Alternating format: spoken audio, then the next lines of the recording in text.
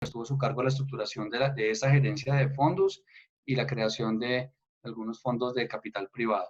Y trabajó también en Fiduciaria Bogotá como gerente de fondos de inversión colectiva, donde básicamente se dedicaba a gestionar la política de inversión de los fondos de inversión, apoyar a las áreas comerciales y de estructuración, digamos, en el mantenimiento y explicación del comportamiento de los fondos a sus clientes y en la consolidación pues, de los fondos de inversión de esa empresa.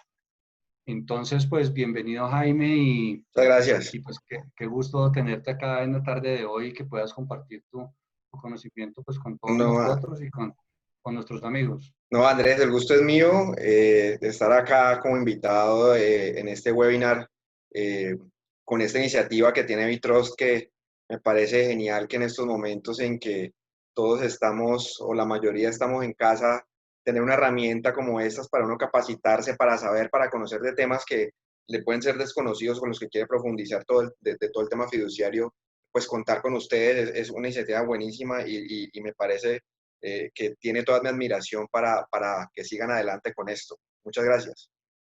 Bueno, gracias Jaime. Y bueno, una cosa para todos los que están actualmente en este momento conectados, tenemos abierto el chat.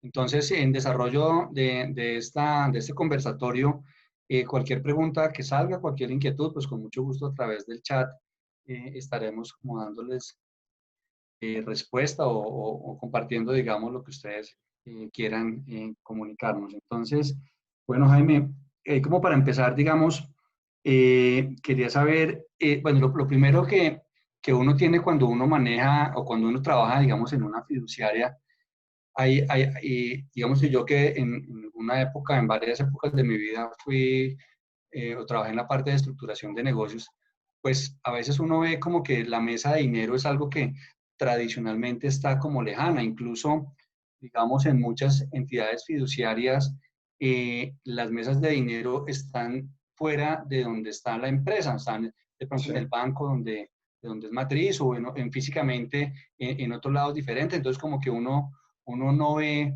digamos, a las personas que están en la parte de la mesa de dinero como muy cercanas, sino que más bien las ve como muy lejanas. Pero, sin embargo, siempre que uno está estructurando algún tipo de negocio que tenga que ver con inversión, bien sea que algún comercial tenga un fondo de inversión o un cliente para fondos de inversión, o cuando alguien de que maneje la parte estructurada requiera hacer un fideicomiso de inversión, pues siempre uno tiene que tener, digamos, la cercanía y la confianza para hablar con la gente de la mesa de dinero y que maneja, digamos, que está en el mercado todos los días. Entonces, quería saber un poco que nos contaras, de acuerdo a tu experiencia, cómo es esa relación entre las áreas comerciales y las partes de los departamentos de inversiones. Pues mira, pues como una separación física que casi que la norma le obliga a las mesas de dinero y por eso pareciera que están por allá aisladas como en una burbuja y pues siempre tienen que tener como las famosas murallas chinas porque pues la parte de inversiones uno no puede entrar con el celular, uno tiene que dejarlo afuera, debe estar separada de la parte de riesgos, de la parte operativa, bueno, entonces siempre se van como que uno se autoaísla, pero creo que es naturalmente como respuesta a la normativa que es que siempre tiene que estar aislado por todo el manejo sensible que es la información de inversiones y demás, y la grabación de llamadas, etcétera. Pero esto no corresponde a esa lejanía, digamos, física o separación, no debería corresponder a la realidad, por lo menos de colaboración de trabajo. Y es que el área comercial, el área de inversiones, tiene que ser un área totalmente colaborativa, totalmente que se interactúen en todo el tiempo, porque hay un principio básico que a veces, incluso uno estando en la parte de inversiones, tiende a desconocer o se le puede ir olvidando, y es la razón de ser del área de inversiones es el área comercial. Punto. Si el área comercial no levanta recursos, no sostiene los recursos, no mantiene recursos, pues no existe inversión, no existe mesa de dinero, no existe negociación por bolsa, no existe nada.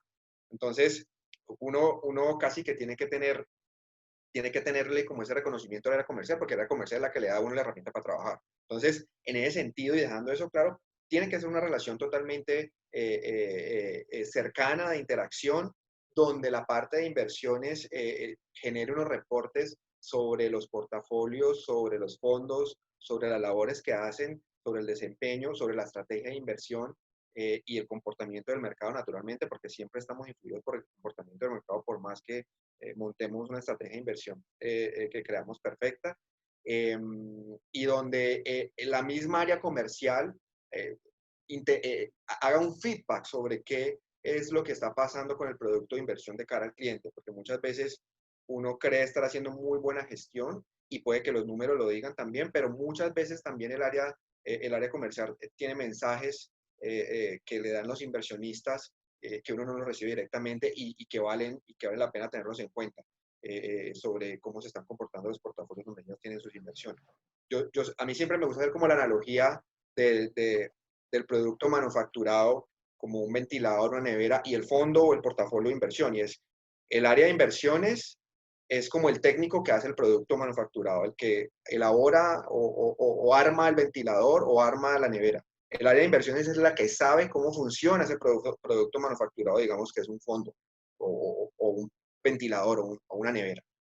Por lo tanto, el área de inversiones debe prestarle las herramientas al área comercial para que pueda ir a venderla y para que tenga una estrategia de venta adecuada. Es decir, tiene que decirle para qué sirve ese producto manufacturado, cuáles son sus ventajas, cuáles son sus desventajas, frente a qué competidores nos podemos enfrentar y qué le debemos decir al inversionista para que él pueda, o qué le debemos decir al cliente, digamos, si decimos en la analogía del producto manufacturado, para que él entienda y pueda comprar el producto. Entonces, el área de inversiones es el técnico que hace el producto, el área comercial es el área de ventas del producto. Entonces, naturalmente ellos tienen que conocer uno cómo hace el producto para que ellos lo puedan vender.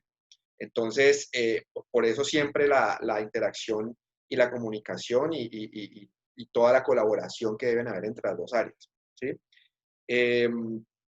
Ahora bien, si por ejemplo hablamos de fondos de inversión colectiva, pues sabemos que los fondos, o tenemos conocimiento que los fondos es un producto que de cierta forma se estandarizan al interior de la fiduciaria, que está creado producto de una planeación estratégica y una respuesta a necesidades de ciertos inversionistas, donde un reglamento se crea con un perfil de riesgo, creado para inversionistas con ese perfil de riesgo, unos activos admisibles, donde ese reglamento tiene que ser aprobado por la Superintendencia Financiera de Colombia, y donde el área de riesgos también genera una colaboración importante para poder gestar esa estrategia de inversión.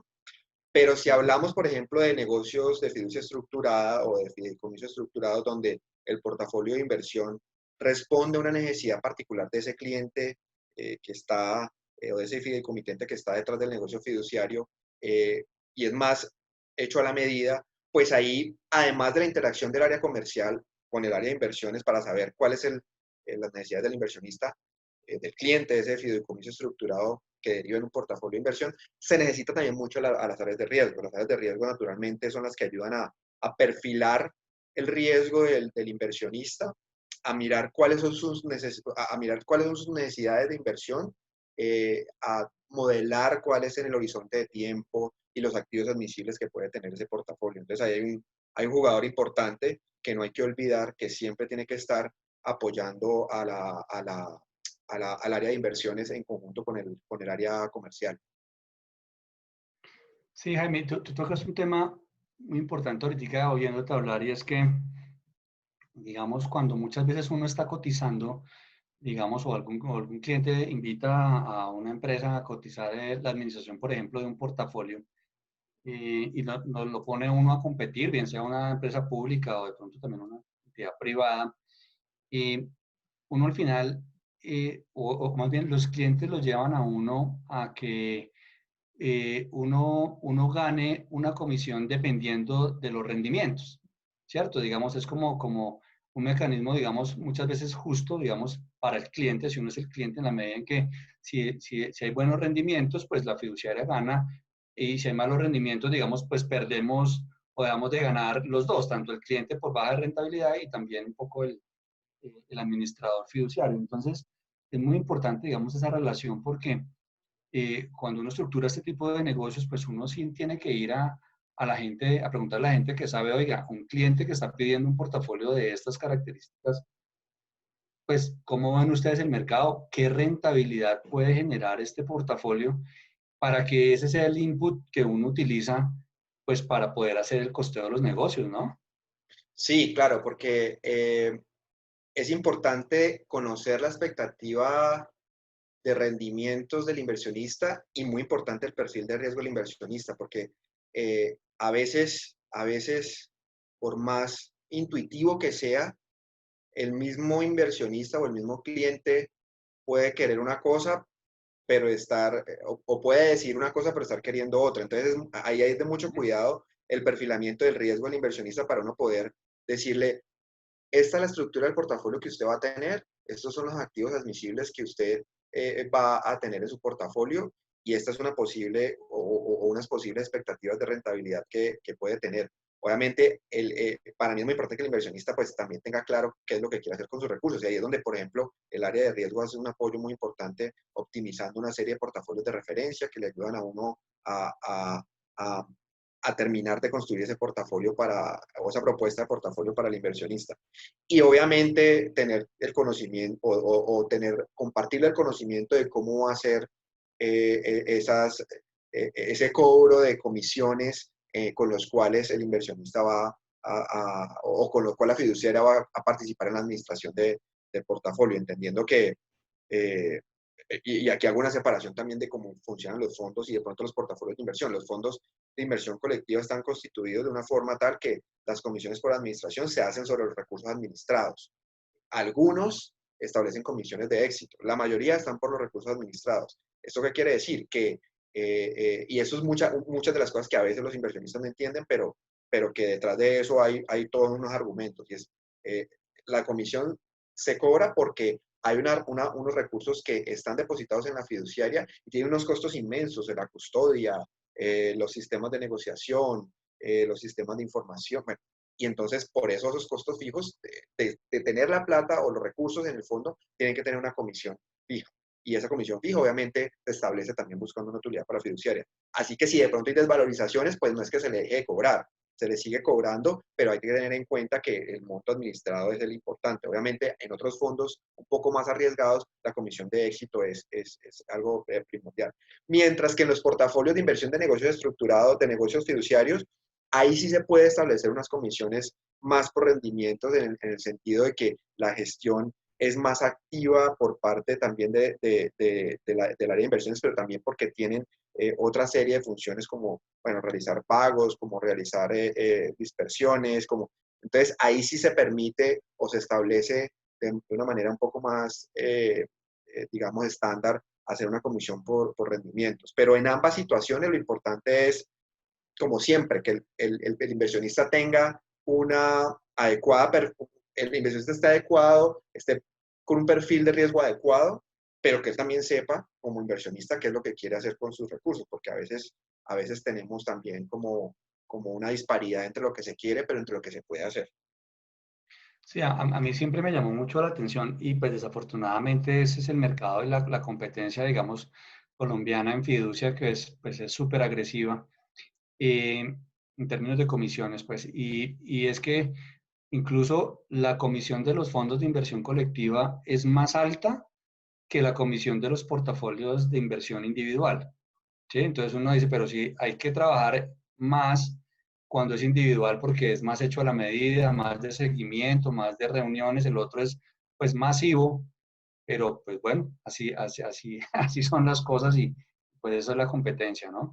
Sí, Y otra sí, sí. cosa, y otra cosa que a mí me llamó siempre mucho la atención y que me parecía, digamos, siempre súper agradable y he tenido la oportunidad pues de trabajar en fiduciarias y también de asesorar a clientes, digamos, que tienen negocios con fiduciarias y es, digamos, esas exposiciones cuando la fiduciaria se acerca al cliente y en algún comité o algún escenario o por solicitud de él, le explica un poco cómo está el mercado, qué es lo que está pasando en el mundo, por qué, digamos, cuando Trump dijo algo se desvalorizó todo o al revés, ¿sí? Entonces, digamos, esa transmisión de conocimiento en esos lugares, en esos momentos, digamos, generan para uno como comercial de la fiduciaria mucha confianza y para el cliente también lo recibe uno con mucha confianza, ¿no? Son unos escenarios de verdad muy interesantes donde la labor del administrador de los portafolios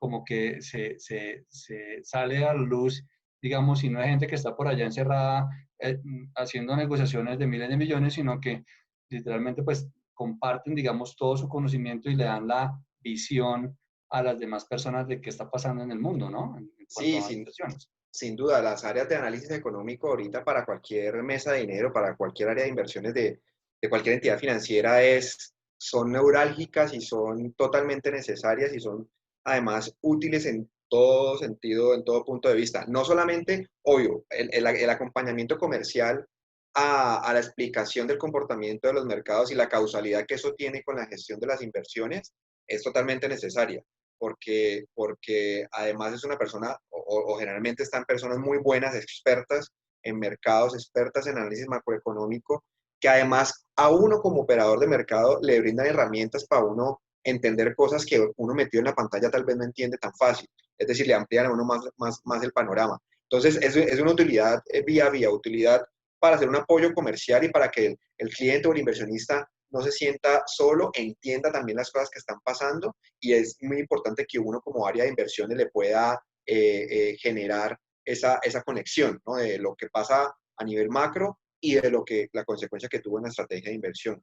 Y por otro Sí, lado, pues es una herramienta para uno también como gestor de las inversiones.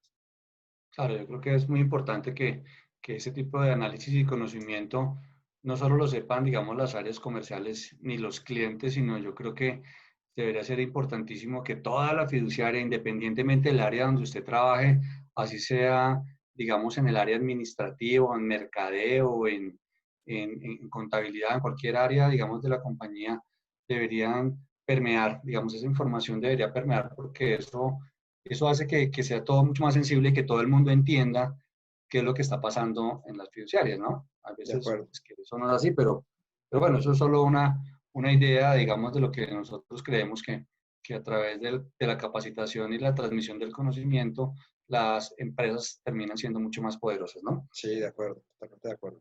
Bueno, Jaime, también, digamos, digamos, creo que en desarrollo de tu vida profesional, tuviste la oportunidad de trabajar en algo grande que también fue creciendo, en una empresa, como de arrancar de ceros en otra pequeñita y empezar a crecer, ¿cierto? Y eso, entonces, pues, te quería preguntar, o sea, ¿cuál debe ser, digamos, como la estructura ideal o cómo debe ser, digamos, esa estructura del área de inversiones, como para que uno diga, oiga, sí, esta fiduciaria, eso uno tiene que ir caminando hacia allá. Yo de pronto empiezo en pequeñito, pero debo tener como una estructura eh, física, digamos, para poder operar adecuadamente.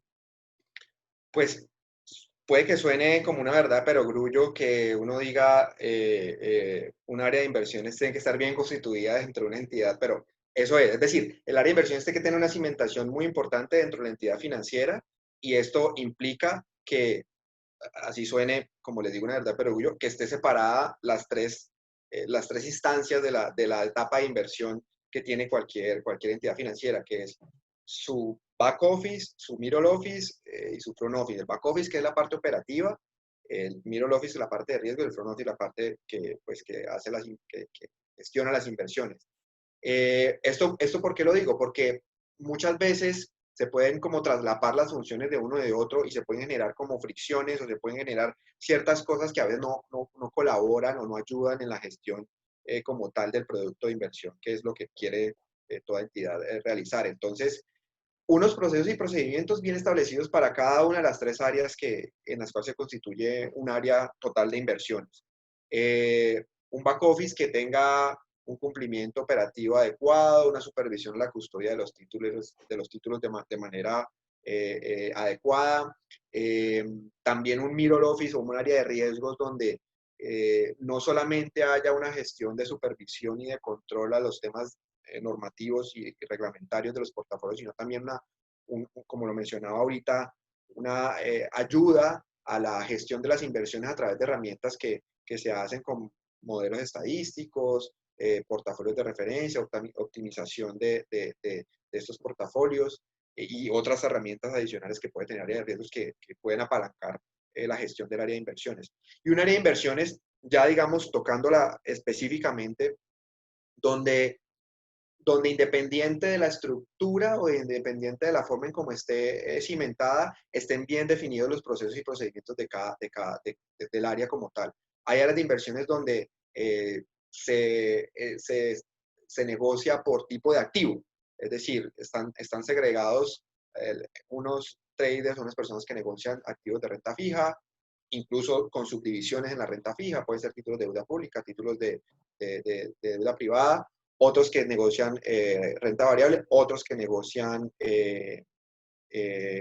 divisas para todos los portafolios, o segregados de esa forma, pero ejecutando una inversión que han planteado unos estrategas de inversión antes, es decir, donde se ejecuta una estrategia que está planteada desde un principio, o el modelo tradicional que se puede seguir usando, que es el que hay, se divide por portafolios de inversión, es decir, está el grupo que negocia fondos, que gestiona fondos, el que gestiona portafolios de inversión de terceros, el que gestiona la posición propia de la sociedad financiera. Entonces, no hay como una fórmula mágica, creo que depende mucho de la cantidad de activos que tenga el área de inversión, la cantidad de portafolios y como la naturaleza de esos portafolios para que haya como un adecuado funcionamiento del área de inversiones. Eso sí, para mí es que tengan un rol muy bien definido y que dentro de los procesos y procedimientos, que es lo más aburrido que puede tener de pronto una compañía,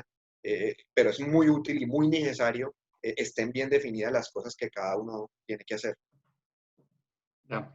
Sí, y hay otra parte importante, digamos, es lo que he visto que siempre me llamó mucho la atención, digamos, son estos comités de inversiones, ¿no? Donde Sí, claro, usualmente vienen claro. desde muy arriba, junta directiva, asesores, Sí. digamos, de mucho nombre o gente muy importante, digamos, que conoce mucho el tema de inversiones y que asesoran y definen, digamos, por dónde se deben mover, digamos, las fiduciarias, ¿no? Sí, los comités de inversiones, digamos que afortunadamente dentro de la gestión por lo menos de fondos de inversión colectiva que tenemos en Colombia, hay una normatividad, yo creería que muy completa. Y uno como gestor de esos fondos tiene casi que una guía dentro de la normatividad, porque aquí se hizo una tarea muy completa en el momento en que se sacó la norma de fondos de inversión colectiva. Y la figura de comité de inversión está muy bien definida en la norma. Y habla también de que tiene que tener participación de miembros de junta. De pronto lo que uno podría agregar como entidad fiduciaria, como entidad administradora de inversiones es que puede haber una independencia o un miembro independiente de miembro de junta dentro del comité de inversiones para garantizar de pronto que el interés de ese comité de inversiones no sea propiamente el interés de la fiduciaria, sino sea el interés de los inversionistas de los portafolios. Es decir, que las decisiones de inversión que se tomen ahí sean basadas en un interés independiente de la entidad administradora. Así se constituyen unos comités de inversiones adecuados, donde se tomen las decisiones de inversión y donde también valga volver a mencionar, donde el área de estudios económicos también tenga un soporte o genere un soporte para esas decisiones de inversión. Entonces, como lo mencionaba, los fondos de inversión colectiva lo tienen muy bien definido en la norma. Y eso para mí es replicable también para los portafolios de inversión de los negocios estructurados o la fiducia estructurada. Es dejar plasmado en el contrato fiduciario del portafolio de inversión una instancia de comité de inversiones, donde si se quiere tener una independencia, pues uno puede, incluso uno puede participar como administrador de portafolio de ese comité de inversiones, donde esté la entidad interesada. Es decir, que se emule como la figura de comité de inversiones que tenemos constituida para los fondos de inversión colectiva en esos portafolios de inversión, para que las decisiones de inversión sean basadas en esa instancia o en ese pedazo de gobierno corporativo, digámoslo así, que puede tener un portafolio de inversión. De acuerdo. Bueno, aquí Camilo Pavón, yo creo que es sobre el tema anterior que estábamos hablando, digamos, del mercado y demás. También, pues, él nos dice, y la parte, y el político, digamos, que determina el sentimiento riesgo país, pues, digamos, de todo ese conocimiento que la gente de análisis económico tiene sobre los diferentes riesgos y que ven como esa sensación del país como para dónde va, ¿no? Me imagino que Camilo, Sí, claro, pues, claro, también. El riesgo país es algo, sí, tal vez como de la decisión de las decisiones de inversión o de las decisiones que toma el mercado hacia un lado, es lo más intangible que puede haber porque hay unas señales claras, ¿no? Las calificaciones, las calificadoras de riesgo determinan cuál es el riesgo país, pero muchas veces estando dos países en un mismo riesgo país de calificación de riesgo, tienen comportamientos distintos y muchas veces como por las expectativas que tienen de lo que va a pasar en un país o en otro. Entonces, eso influye muchísimo también en cómo se desempeña el mercado, claramente. Claro. Bueno, nosotros, digamos, Jaime, en uno de nuestros primeros webinars que hicimos, lo dedicamos al tema de riesgos. Sí, digamos, el tema de riesgos en Colombia empezó hace como 20 años más o menos, ¿cierto? Y empezó a recorrer, digamos, un camino y lo que uno ve es que todo orienta a que todos los negocios y la administración esté basada en riesgos, ¿cierto? Y entonces, digamos, riesgos, celulares a riesgo, cogen una importancia muy fuerte, digamos, y es como el peso y el contrapeso que tienen muchas áreas, como la de inversiones, para que no sea el área de inversión o el administrador de portafolios el que, digamos, se enloquezca ya buscando, tratando de buscar una rentabilidad, pues, de lo más alta posible, poniendo en riesgo, digamos, a los inversionistas o incluso a la misma compañía, ¿no? Entonces, pues, ¿cómo tú ves, digamos, esa interacción entre el área de riesgos y el área de riesgos financieros, digamos, y el área de manejo de las inversiones? Pues el área de riesgos, yo creo que las épocas en que el área de riesgos la veíamos o se veía en el área de gestión de inversiones, en las mesas de dinero, se veía como meramente policiva o como el policía que estaba detrás de uno para que uno no se volara los límites. Yo creo que esas épocas, digamos, yo me atrevería a decir que ya se acabaron. Es decir, sí existe una función por definición del área de riesgos que controla, supervisa y pone límites o controla los límites a los aspectos normativos y regulatorios y reglamentarios de los portafolios de inversión natural. De hecho, así está definida, así se define en la norma y por eso la separación de las tres Eh, es una, áreas. es una de las líneas de defensa que tienen, ¿no? Que hay. Exactamente, exactamente. Eso no se pone en duda, pero esa función netamente, digamos, policiva, si se quiere, o de supervisión, no es lo único y en estos momentos las áreas de inversiones tienen eh, le ha sacado mucha utilidad a otros productos que puede tener las áreas de riesgos. En particular, las áreas de riesgos pueden colaborar en la gestión de las inversiones a través de la generación de optimización de portafolios de referencia. Es decir, cada portafolio que se administra en el área de inversiones puede tener un portafolio de referencia optimizado por el área de riesgos, que es el que maneja toda la modelación econométrica y estadística para que se siga ese portafolio de referencia para tener más bien como un lineamiento con ese portafolio de referencia al portafolio que gestiona en el área de inversiones. Es como una guía que es muy útil para las áreas de inversiones y también que es muy útil para el seguimiento de la gestión que hay en el área de inversiones, porque esos portafolios de referencia también pueden ayudarse es decir, uno de los insumos puede ser también el comportamiento de la competencia. Entonces uno sabe que un portafolio de referencia optimizado por el middle office o por el área de riesgos me sirve a mí para tener idea cómo yo puedo seguir la estrategia de inversión o cómo estoy haciendo bien o mal la estrategia de inversión. Entonces, hay una cantidad y hay muchas más herramientas con las cuales las áreas de riesgos colaboran o ayudan y se vuelven e interactúan, digámoslo así, con las áreas de inversión. Entonces, por eso menciono y me parece muy importante aclararlo, hace rato ya uno siente que en las áreas de inversiones el área de riesgos dejó de ser meramente policiva o de supervisión. Ya hay también una función muy colaborativa con las áreas de inversión, con las áreas de inversiones y casi que se trabaja de la mano para ciertos resultados. Además, si hablamos, por ejemplo, de los portafolios de inversión de negocios fiduciarios, digamos, separándonos un poco de los fondos de inversión colectiva, donde el riesgo ya está, digámoslo así, entre comillas, estandarizado por el reglamento de inversión y donde los inversionistas van con un perfil de riesgo adecuado según el perfilamiento que han tenido. En los portafolios de inversión en áreas de riesgo, como lo mencionamos al principio, es súper importante porque son las que generan precisamente ese perfilamiento de riesgo del inversionista que está buscando ese portafolio de inversión o del grupo de inversionistas fideicomitentes que están buscando ese portafolio de inversión. Entonces ahí uno también, y ahí sí que los portafolios de referencia son importantes porque son los que básicamente el portafolio de referencia es como uno empieza a gestar el portafolio de inversión de ese tercero y con los activos admisibles. Él viene y le dice, mire, este señor tiene una curva de riesgo determinada, así que le caben, corren el modelo de optimización, así que le caben estos activos. Quiere usar la plata para este horizonte de tiempo y así que le caben estos activos con esta duración, cuando son títulos de renta fija. Entonces, es súper útil el área de riesgos para el área de inversiones, se interactúa constantemente, se deja a un lado la posición meramente policiva y ahora ayuda mucho en la gestión de las inversiones también en cualquier entidad financiera. Sí, yo también hago muchos, igual que tú, como los símiles, digamos, con otros sectores y yo este de riesgo lo asimilo como en los carros a los ingenieros que se encargan de hacer los frenos.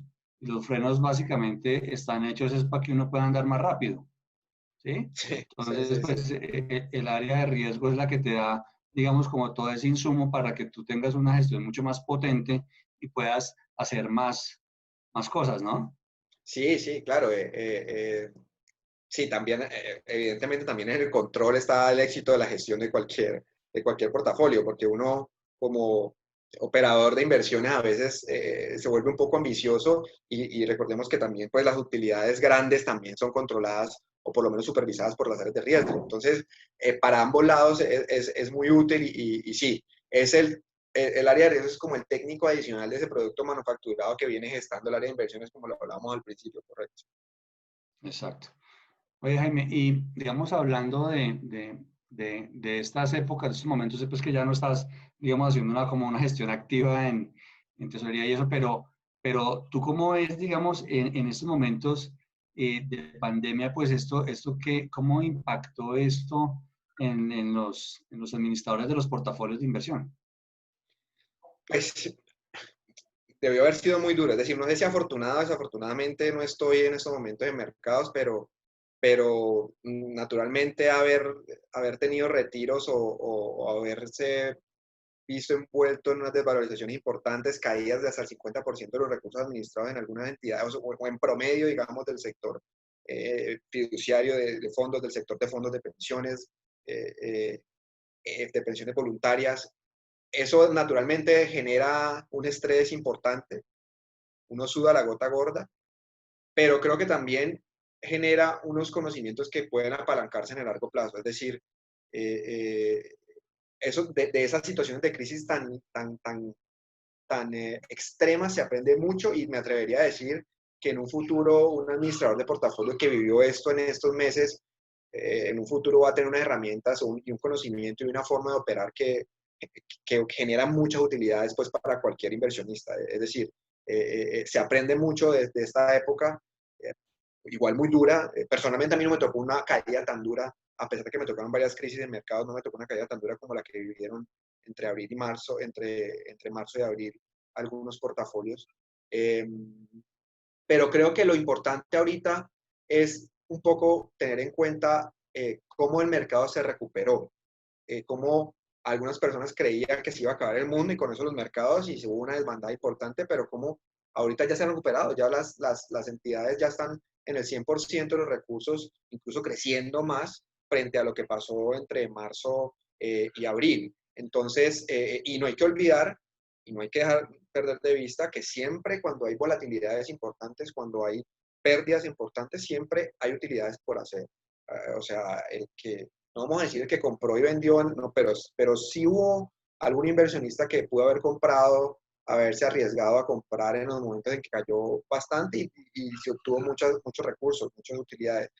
Lo que quiere decir es que siempre hay una oportunidad de negocio, siempre hay una oportunidad de negocio detrás de las crisis y detrás de las valorizaciones fuertes como la que pasó.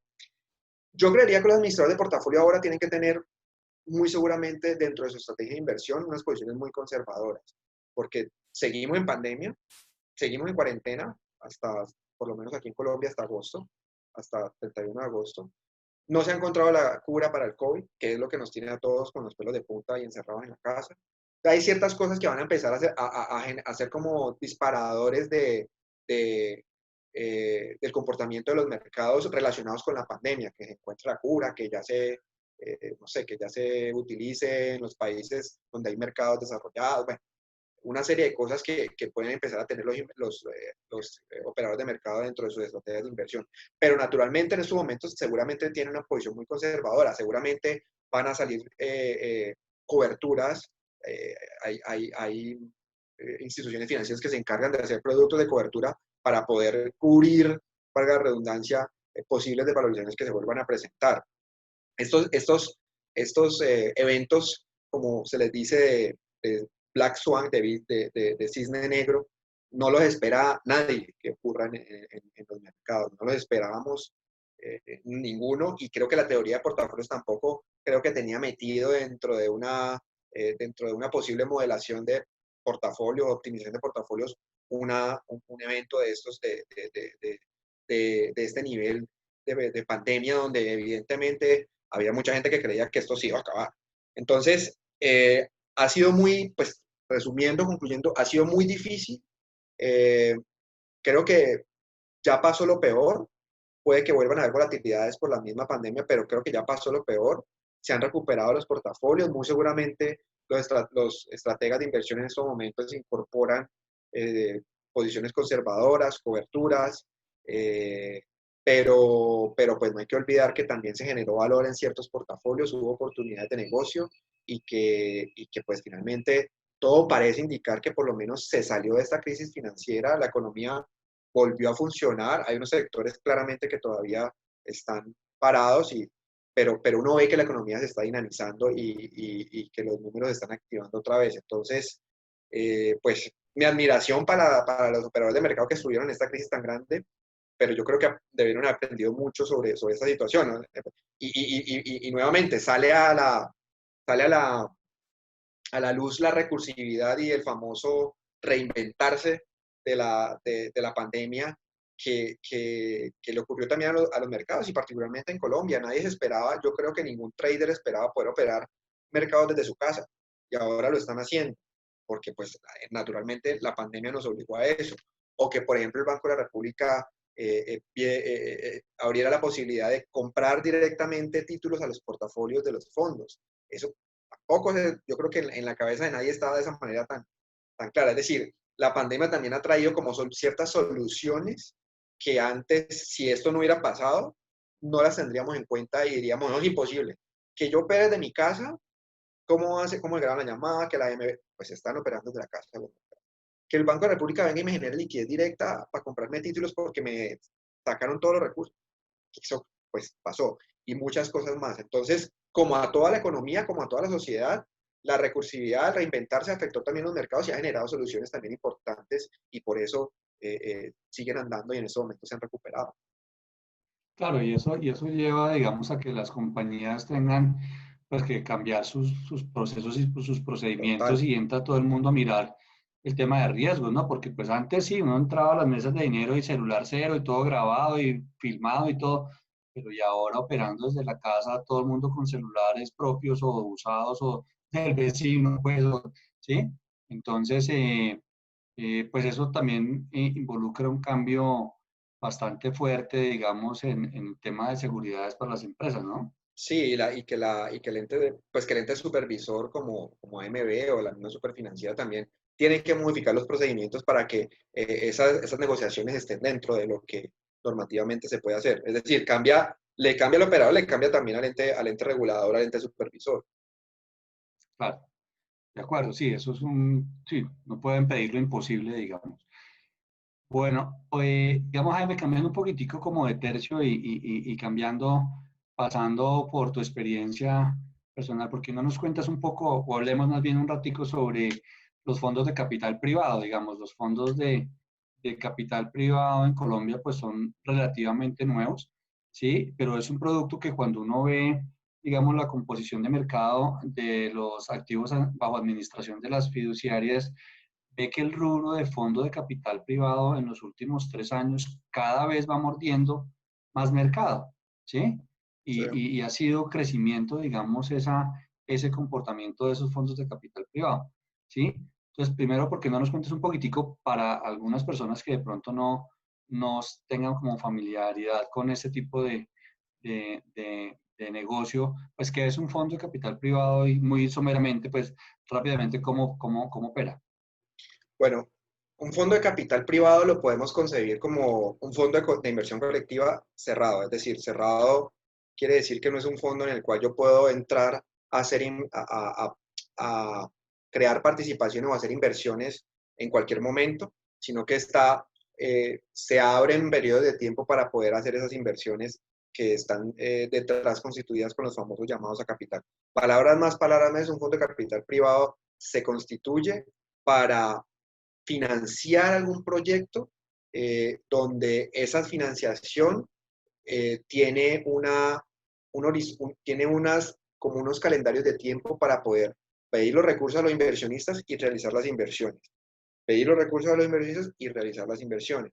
No es como un fondo abierto donde uno va y deposita los recursos y llegan a la mesa de dinero y allá los gestionan, ¿no?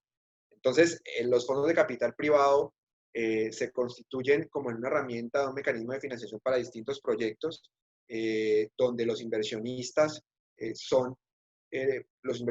participan de ese fondo financiando esos proyectos, donde naturalmente, y digamos que aquí hago una aclaración y tal vez una explicación del por qué han crecido mucho, y es que en los países donde los mercados son más desarrollados, los fondos de capital privado, que por ejemplo en Europa se llaman fondos de riesgo, en Estados Unidos se llaman private equity, son fondos que son como el motor de muchos proyectos de inversión y de muchos proyectos que mueven la economía. Entonces, por eso es que de pronto, en la medida en que la economía colombiana se dinamiza, los fondos de capital privado también empiezan a crecer. ¿En qué invierten los fondos de capital privado? Y en esto, digamos, la norma también es una guía para la gestión de los fondos de capital privado y se pueden invertir dos terceras partes en activos que no sean activos tradicionales o que no sean activos registrados en el Registro Nacional de Valores Emisores. Es decir, dos terceras partes que no sean ni TES, ni CDTs, ni bonos, ni cuentas bancarias, ni acciones que estén en el Colcap. Son dos terceras partes de otro tipo de activos. ¿Cuáles activos? Pues de todo. Desde inmuebles hasta acciones que no estén registradas en el Registro Nacional de Valores Emisores, es decir, acciones de empresas, por ejemplo, que estén empezando. En los fondos de capital privado en estos momentos financian muchos proyectos de innovación, precisamente en compañías que están con capital semilla, en etapa de crecimiento y en los famosos proyectos de emprendimiento. Pueden también financiar, y para eso, digamos, la norma también hizo un capítulo aparte, financiar todo lo que son proyectos de infraestructura, 4G, infraestructuras pues, que no sean 4G y demás. Entonces, es el vehículo a través con el cual se constituye un fondo para financiar una diversidad de proyectos. Obviamente cada portafolio o cada fondo, perdón, tiene un reglamento también definido donde dice, este fondo ha sido creado para financiar autopistas o proyectos de infraestructura 4G. Este fondo se creó para financiar proyectos inmobiliarios. Este fondo se creó para financiar acciones pertenecientes al sector de la salud o acciones pertenecientes a compañías en capital semilla y con modelos de emprendimiento. Entonces, en la medida en que la economía crece y se dinamiza y se diversifica, los fondos de capital privado es una herramienta fundamental para respaldar y ser una herramienta para hacer la financiación de esos proyectos. ¿Cómo funciona? Eh, pueden estar constituidos a partir de dos inversionistas. ¿Quiénes lo pueden administrar? Lo pueden administrar sociedades administradoras de inversión, sociedades comisionistas de bolsa o sociedades fiduciarias. Esas son las tres entidades, las únicas tres entidades que están autorizadas para administrar fondos de capital privado.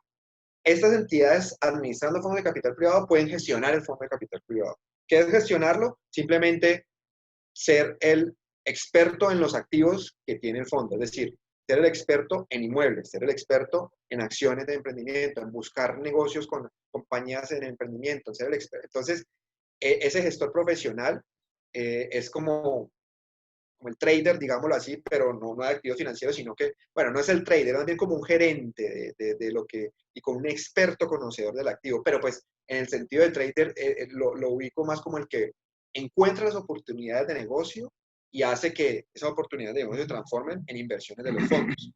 Eh, los fondos de capital privado tienen una ventaja frente a los, o la naturaleza de los fondos de capital privado y la velocidad con que a veces hay que levantar los recursos para determinados proyectos, hace que la superintendencia no exija una aprobación explícita del reglamento. La superintendencia financiera en Colombia lo que le dice al administrador y al gestor de fondos de capital privado es: me trae por favor unos requisitos donde yo sé que usted cumple con las condiciones para administrarlo y el reglamento, y ya, por eso puede entrar a funcionar. Muchas veces la superintendencia hace sugerencias o dice, venga, esto aquí no está tan, pero como tal la aprobación no es necesaria, porque como digo, esos fondos son, se necesitan de una naturaleza, se necesitan constituir muy rápidamente porque sus inversiones son de una naturaleza de oportunidad, que si no se hacen, se pierden. Eh, ¿Cómo funciona? Los inversionistas se constituyen como, como inversionistas del fondo de capital privado. Hay un gestor profesional, y eso no lo aclaré y lo quería aclarar, que puede ser la misma fiduciaria, comisionista, sociedad administradora de inversión, o puede ser un tercero, un gestor profesional que debe ser experto en la materia de los activos que está constituidos en el fondo. Ese gestor profesional eh, tiene o realiza una vinculación contractual con el ente administrador, es decir, con la fiduciaria, digámoslo así. Es decir, que es como es como una herramienta adicional de la fiduciaria. Entonces ellos tienen una relación contractual donde le dice, usted me tiene que gestionar estos activos del fondo.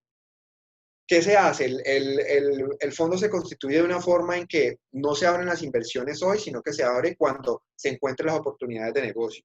Esas oportunidades de negocio pueden ser comprar una determinada unidad de inmuebles, comprar una determinada compañía o financiar un proyecto de innovación determinado, entrar a financiar un proyecto de 4G con una APP. Entonces, el inversionista cuando es parte del fondo de capital privado, no entra con recursos hasta que el gestor profesional, la misma sociedad administradora, le dice, venga, ya necesito los recursos y por favor deposítemelos con entre esta y esta fecha. Eso se llama llamado a capital. Ese llamado a capital, dentro del reglamento del fondo de capital privado, constituye un compromiso que si el inversionista no cumple con ese compromiso, genera una deuda con el fondo. Es decir, eso es a ese nivel digamos, de compromiso se establecen en los reglamentos de los fondos de capital privado para que no se desfinancien los proyectos. Entonces, esos llamados a capital son cuando los inversionistas empiezan a hacer los recursos, la sociedad administradora los recibe, el gestor profesional es el que define dónde tienen que ir esos recursos, a qué proyectos tienen que ir, a qué unidad de negocio, y entonces ahí se empieza a constituir el fondo de capital privado. Como es una inversión que no genera rendimientos inmediatos, la constitución del fondo de capital privado naturalmente, o los rendimientos percibidos por el fondo de capital privado naturalmente están constituidos para percibirlos al final de la duración del fondo de capital privado. El fondo de capital privado tiene que tener una duración similar a la duración que tengan sus activos subyacentes. Por decir algo, el recaudo que tienen las autopistas de 4G se espera que se madure por los peajes o por las valorizaciones que puedan tener alrededor en, no sé, en 20 años. Entonces, el fondo de capital privado hasta 20 años puede redimir, o los inversionistas pueden redimir sus participaciones de inversión. Lo mismo los inmuebles. Los inmuebles puede que generen una rentabilidad durante unos años, entonces el gestor propone que esa rentabilidad se gestiona hasta que en 10 años se madure la inversión, y ahí el rendimiento es la renta, pero después el rendimiento puede ser la venta del inmueble con una valorización mayor. Lo mismo las compañías de emprendimiento, las acciones, se compra en 100 pesos y la compañía se valorizó muchísimo, entonces en tantos años se vende y ese es el rendimiento que tiene el portafolio. Entonces es una dinámica distinta.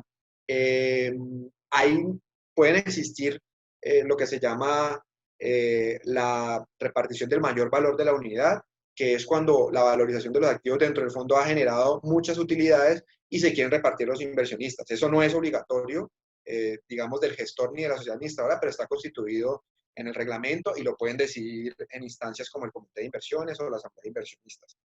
Es importante también tener en cuenta que tiene un gobierno corporativo distinto.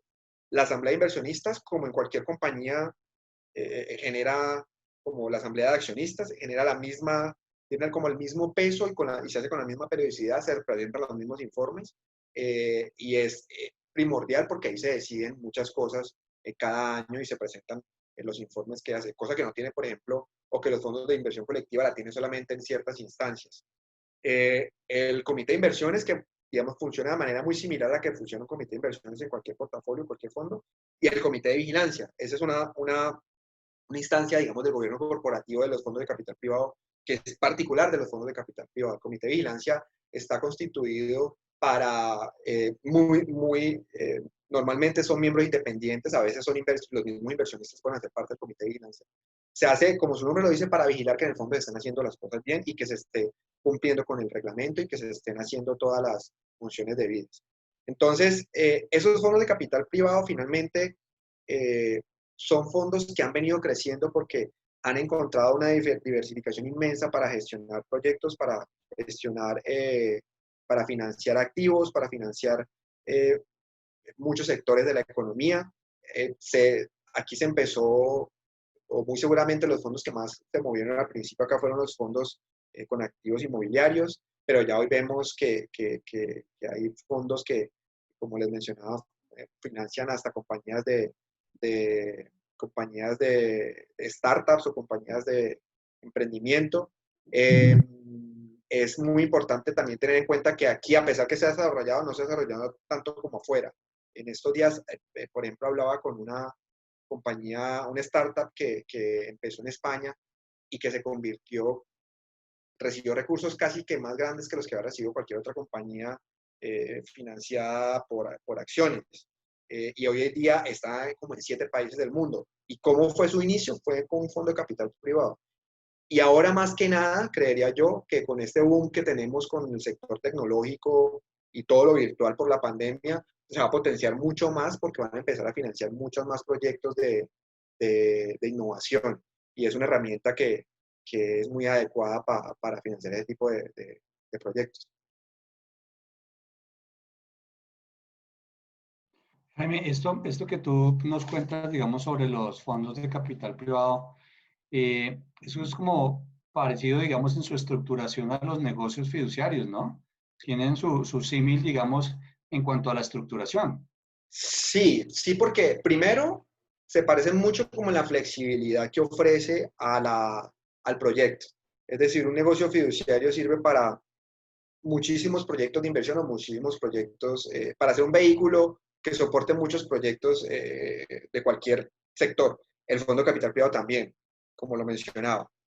Y en su estructura básica, digámoslo así, en tema de eh, contables, en temas tributarios, en temas operativos, tiene una estructura muy similar, porque tienen un manejo operativo importante. De hecho, es tan importante o tan neurálgico el manejo operativo que por eso en la misma normatividad la figura permite que la fiduciaria se desligue de la gestión y solamente realice la administración y la gestión la delegue en un tercero. Además, pues porque también se requiere que ese tercero sea un experto. Entonces, se parecen mucho en la estructura operativa, en la posibilidad de que es un instrumento hecho a la medida de las necesidades de cualquier sector, y se parece también mucho en la utilidad que tiene para financiar los proyectos determinados. De hecho, es tan importante en lo que se parece como en lo que se diferencian. Y un poco la diferencia es que los fondos de capital privado, pues, sirven para financiar proyectos donde entran inversionistas y donde hay esas 3 instancias de gobierno que les mencionaba: comité de inversiones, asamblea de inversiones, comité de vigilancia, que no tienen negocio fiduciario, pero que incluso hace que el mismo negocio fiduciario, patrimonio autónomo, fideicomiso, sea un activo subyacente muy importante y que muchos fondos de capital privado aquí en Colombia lo tienen dentro de su portafolio de inversión. ¿Por qué? Porque precisamente se adapta a las necesidades que tiene o a la forma en cómo se concibe el fondo de capital privado. Entonces hay muchos patrimonios autónomos que son parte o que hacen parte de un portafolio de inversión de un fondo de capital privado. Yo creo que el éxito, digamos, de uno de los fondos, pues, de los fondos de capital privado es la buena gestión del gestor, ¿no? Digamos, yo como que los que llevan mucho tiempo en el sector fiduciario, pues uno más hace el símil como si, digamos, uno se va a desarrollar a través de fiducia un proyecto inmobiliario y digamos, y hay unos inversionistas que son como los compradores y el gestor es como el constructor, ¿no? Entonces, si en el evento en el cual el constructor haga mal su tarea y el proyecto quede a medias, pues vamos a tener problemas con los compradores que serían como los inversionistas, ¿no? Entonces, el gestor en un fondo de capital privado es como, es el corazón, ¿no? Que uno Sí, pues puede hacer un negocio fiduciario, pero si lo hace con un cliente que no sea un buen cliente, digamos, en su tema, por ejemplo, en el tema que coloco de ejemplo en el tema inmobiliario, pues puede llevar al traste y meter a la compañía en un serio problema, ¿no? sí, de hecho, como lo mencionaba, es una extensión, es una herramienta, una herramienta de extensión de la fiduciaria o de la sociedad administradora de inversión o de la comisionista de bolsa que administra el fondo de capital privado, porque es decirle al inversionista, yo delego en este señor la gestión de los activos que voy a financiar con la plata que usted me está dando. Entonces, es casi que responde la fiducia, responde el gestor. De hecho, yo creería que es un poco más coercitiva o la relación entre el gestor que en el ejemplo del negocio fiduciario. Es decir, tiene que estar uno mejor casado con un gestor profesional de un fondo de capital privado, tal vez, que con un desarrollador de un proyecto inmobiliario, porque de hecho, como mencionaba, existe una relación contractual donde firma un contrato entre gestor y sociedad administradora. Entonces, es un matrimonio, mejor dicho, que tiene que quedar perfecto, donde si se divorcia uno no queda bien, mejor dicho, estar casado con un gestor profesional, bueno, es estar en el paraíso. Pero si no estás bien, como en un matrimonio normal, si se divorcia, mejor dicho, no soluciona nada, porque le queda a uno los problemas ahí. Entonces, hay que Sí. escogerlos muy bien, hay que hacer un due diligence desde la constitución de la compañía, la experticia, naturalmente, que debe tener el gestor para gestionar los activos, la estructura societaria hasta SARLAF. Hay que hacer un estudio de SARLAF y tiene que pasarlo como si fuera una persona jurídica vinculada, como se vincula cualquier otra, a la entidad. Entonces, tiene que haber muy buena elección y de eso va a depender el posible éxito que pueda tener el fondo de capital privado, porque si no se escoge bien, o si no tiene la experticia que se creía que se tenía, o si hay problemas con la estructura societaria, pues genera problemas automáticos para la entidad administradora.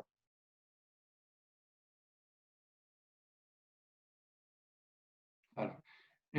Bueno, Jaime, te quería cambiando un poquitico de nuevo de tercio. Ya, digamos, desde tu rol como cliente de las fiduciarias, digamos, tuviste la oportunidad de estar en una compañía donde interactuabas ya, digamos, con las fiduciarias y ellos eran los que te presentaban a ti el desarrollo del fideicomiso y los informes y digamos, sentado al otro lado de la mesa. Sí, estuve Entonces, sentado, estuve particularmente sentado en dos sillas distintas en el mismo sitio, digamos así, donde estaba antes. Sí. exactamente, entonces, pero siempre, porque yo, digamos, yo también he tenido esa oportunidad de estar sentado también en el otro lado de Sí. la mesa, digamos, y uno percibe unas cosas diferentes, ¿no? Digamos, las sensaciones, digamos, son súper diferentes. Entonces, digamos, el estar sentado, digamos, al otro lado de la mesa, o sea, te llevaba a pensar qué, o sea, o qué entendías y qué decías, uy, hermano, si yo hubiera estado, tal vez deberíamos mejorar estas cosas, tal vez, o sea, uno tiene una lectura que ya uno como cliente quisiera otro tipo de cosas que cuando está uno cumpliendo pues lo que dice un contrato, más. Entonces, no sé cuál fue como tu experiencia o qué crees que de pronto se podía mejorar cuáles fueron esas sensaciones que te surgieron. Pues la verdad, en primer lugar, uno como cliente está muy tranquilo, porque sabe qué es lo que hacen al otro lado y sabe que al otro lado hacen las cosas bien. Y que detrás de todo lo que hacen hay una serie de procesos y una serie de aspectos que están muy bien montados. Eso es una ventaja, pero obviamente eso no es el caso particular que yo tuve. Pero de pronto, y también puesto en contexto con la situación que se vivió en estos meses, el tema de tener información de primera mano y de manera rápida es una cosa que ayuda mucho a la tranquilidad del cliente, sobre todo si tiene productos de inversión, y a la toma de decisiones. ¿A qué me refiero? Pues, creo que de todas maneras con la pandemia se mejoró esa oportunidad porque he visto que sacan informes, podcasts y comunicaciones que tal vez antes de pronto no tenían tanta periodicidad, pero es poder de pronto acceder en línea a lo que está pasando en los mercados o acceder en línea a cómo mi inversión se comportó en la última semana o en el último día, y poder tener esos informes que le traduzcan a uno las cosas que están sucediendo. Eso es un poco lo que, como mencionabas en algún momento, Andrés, tranquiliza a los inversionistas y le genera confianza en la labor que están haciendo o a los clientes y le genera confianza en la labor que están haciendo al otro lado en la fiduciaria o en la entidad financiera.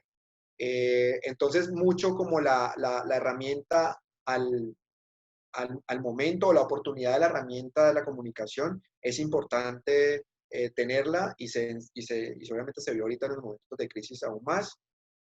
Yo creo que también desde este lado, cuando uno se sale del sector financiero como me pasó a mí y de los mercados, uno a veces también se desactualiza. Y se desactualiza no solamente pues en lo que está pasando, se desactualiza también en los cambios normativos, en las ideas de negocio, en las posibilidades de tener otro tipo de productos que uno como financiero de una entidad pueda administrar.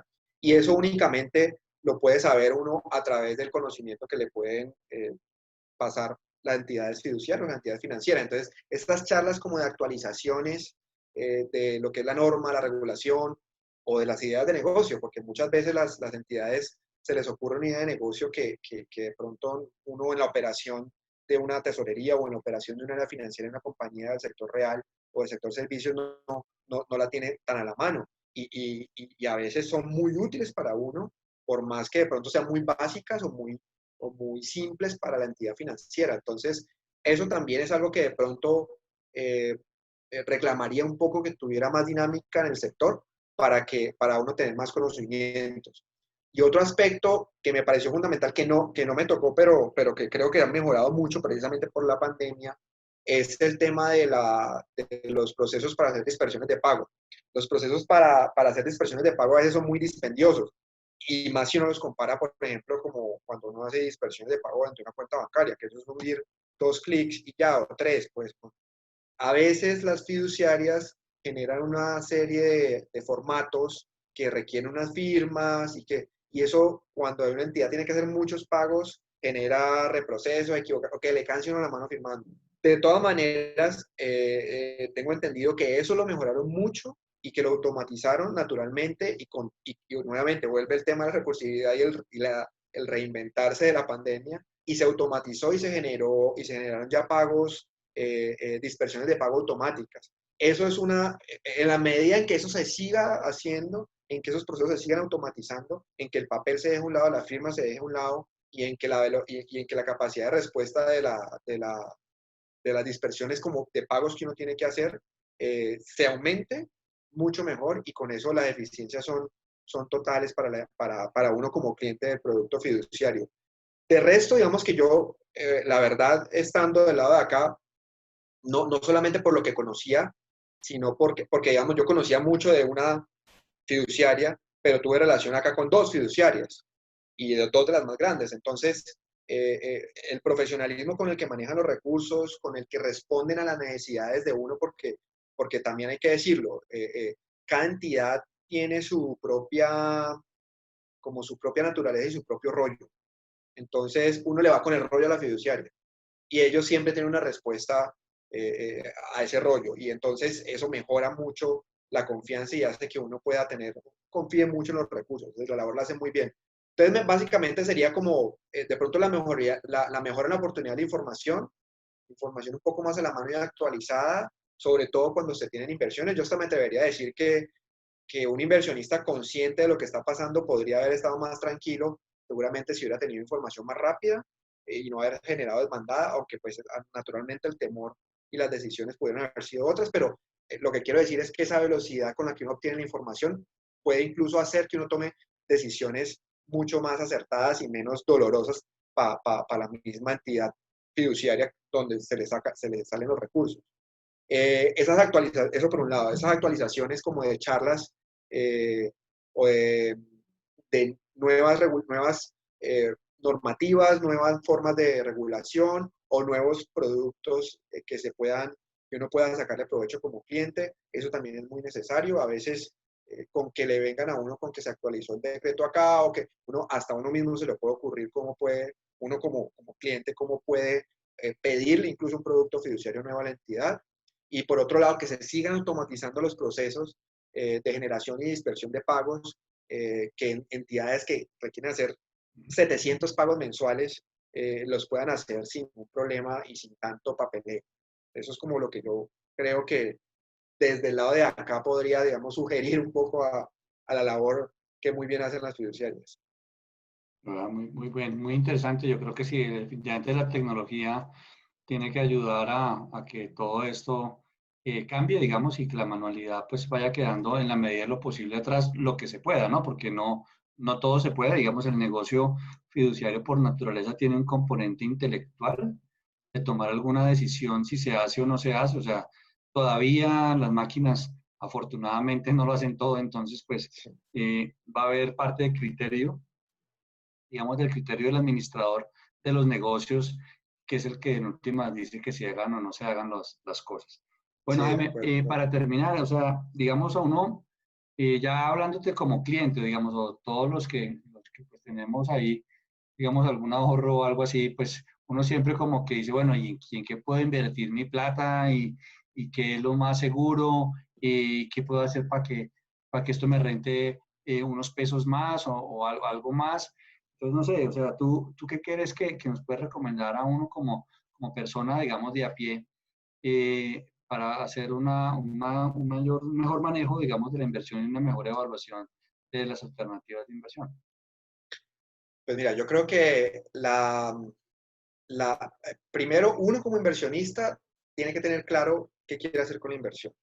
Es decir, casi que la obligación de perfilar el riesgo del inversionista, que normativamente la tienen que hacer las entidades financieras, casi que uno debería hacerla por, por, eh, por sentido común también. ¿Por qué lo digo? Porque lamentablemente yo sí veo gente o inversionistas que todavía, por decir algo, invierten recursos en un fondo a la vista y comparan esa inversión con los recursos que están obteniendo en un fondo de factoring. Eso pasa todavía. Entonces uno ahí como que uno dice, venga, usted conoce el riesgo que tiene acá y el riesgo que tiene allá, son riesgos totalmente distintos. Aquí usted tiene una rentabilidad entre el 3, el 5, y allá usted tiene una rentabilidad entre el 10 y el 12. Y eso es porque los riesgos son distintos. Allá usted tiene una probabilidad alta de perder recursos, acá no tanto. Independiente de que acá el mercado también tiene unas condiciones volátiles que le pueden afectar.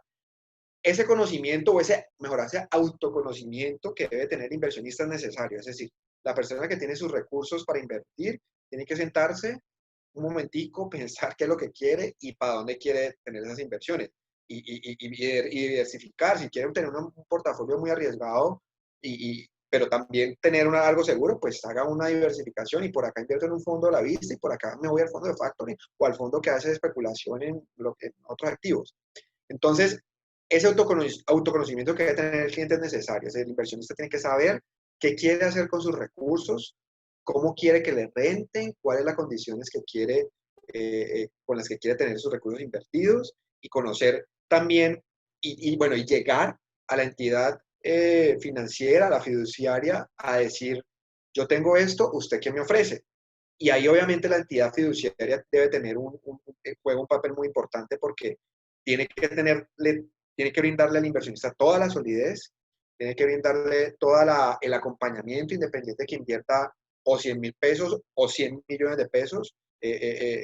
Así se democratiza financieramente cualquier sociedad y es el que tiene menos recursos, el que tiene muchos recursos, tiene el mismo trato independiente de lo que sea. y que, digamos, tenga el producto que responda a su perfil de riesgo y a su expectativa de inversión. Entonces es una mezcla como de ese conocimiento, autoconocimiento, ese perfilamiento que también tienen que hacer las fiduciarias, ese acompañamiento, esa solidez, ese portafolio de productos que tiene que ofrecerle la entidad financiera, y también las charlas, los acompañamientos, todo el plus que le puede dar un área de estudios económicos acompañado al área comercial a ese inversionista. Entonces, es básicamente eso, es una mezcla de saber uno qué quiere como inversionista y encontrar la entidad que le puede brindar ese producto y que le puede dar el apoyo independiente de los recursos que uno quiere invertir. Bueno, Jaime, no, pues hombre, yo creo que ya vamos terminando, ya llevamos hora y media y qué bueno, digamos que rica charla, digamos, muy enriquecedora, Jaime, muy entretenida. Yo creo que fue algo, pues, muy agradable, muy enriquecedor en lo personal y así espero que haya sido, pues, para todas las personas que nos están acompañando. Pues quería agradecerte especialmente, pues, por haber transmitido, como dije al inicio, tu conocimiento y habernos compartido estos momentos, pues, tan agradables, Jaime. Muchas gracias, hombre. No, Andrés, muchísimas gracias por la invitación, a todos por estar ahí atentos y nuevamente muchas gracias por brindarme este espacio en esta compañía que has hecho y que está brindando estas soluciones de conocimiento que no todo el mundo tiene en este momento y más pues con las herramientas tecnológicas que ahorita nos dan estos webinars. Entonces, no, te agradezco muchísimo por la invitación y por la compañía. Bueno, Jaime, muy gracias, hombre, y muchos éxitos. Y pues para todos, acuérdense que este mes tenemos un 30% de descuento en todos nuestros cursos de formación en línea. Entonces, pues realmente es un descuento muy bueno. Aprovechen que pues, realmente son cursos buenos y de verdad que estoy seguro que les va a servir, digamos, para su desempeño personal y profesional. Entonces, pues muchas gracias a todos. Estaremos convocándonos para dentro de 8 días a nuestro próximo webinar y esperamos pues que sigan con nosotros conectados. Entonces, pues muchas gracias y que tengan una feliz tarde y un feliz fin de semana. Muchas Chao. gracias.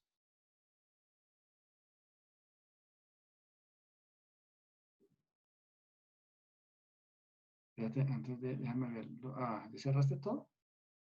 Puedo ver ahí los...